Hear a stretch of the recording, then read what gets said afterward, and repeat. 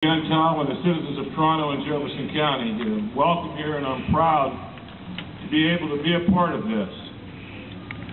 I first met Abie Miller when I was about 14 years old with my father right over here at Cooper's Hardware Store. And my father told me, "Son, this is Abie Miller, Mr. Miller. You always respect him. And if you don't respect him, you respect his badge."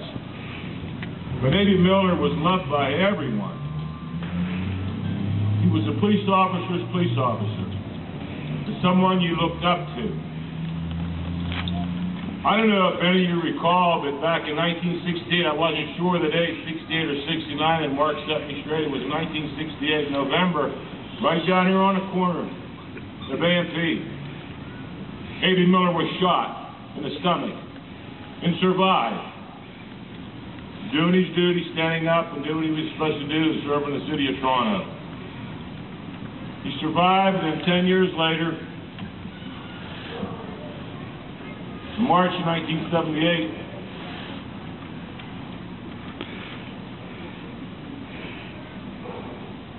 I talked with Abie about 4 days prior.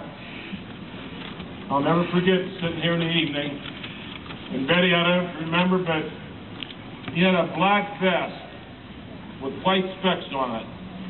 And he had silver snap buttons on it. He was telling me how warm it is to have that. It's a windbreaker. I'll never forget that. And 4 days later, I was the mayor of Stratton at the time. And I had a police phone in my home, because when my part-time police officers were working, I would answer and take the call. I got a call in the afternoon, early afternoon, from the sheriff's office, asking to assist Wellsville in Toronto. They're chasing a suspect down Route 7, and Toronto police is setting up a roadblock. By the time I got to the cruiser and come onto Route 7, the suspect was bailing past me with two Wellsville police cruisers chasing him behind, and I followed him.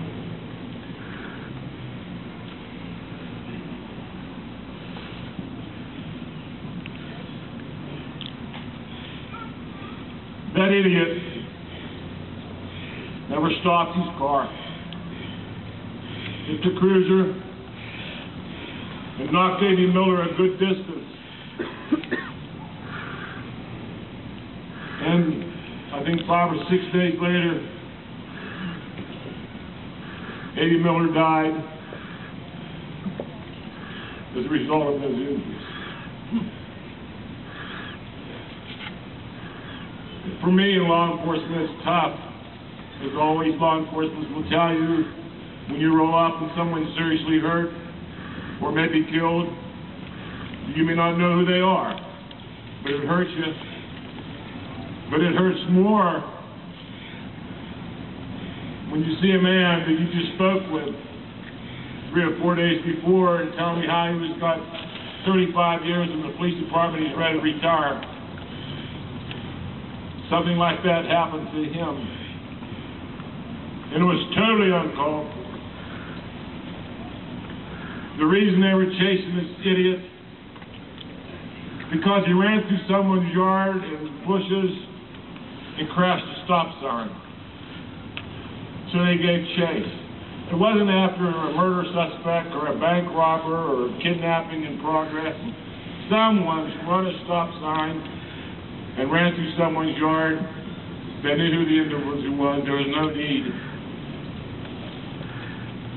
But I guess everyone could be Monday morning quarterbacking. But the sad thing is we lost a great man for the city of Toronto, who sacrificed and gave his all. And I love that guy dearly and had the greatest respect for him and Betty and the children. And Betty, I'm so glad you're here. Someone says, finally it happened. Finally, there's a tribute to Abie Miller. And why did it take so long? I know at the police department they have a plaque on the wall for all those members of the PD. But now here's something for the public. Better late than never, and Ronnie Holmes, thank to you. You're the one that thought of this idea with the backing and support of your mayor and council, and now you made it possible. Abie Miller, I think of him often. And I'll tell you what, if you look in a dictionary, and look up police officer, you'll see Abie Miller's name next to it. Thank you, God bless you, God bless America.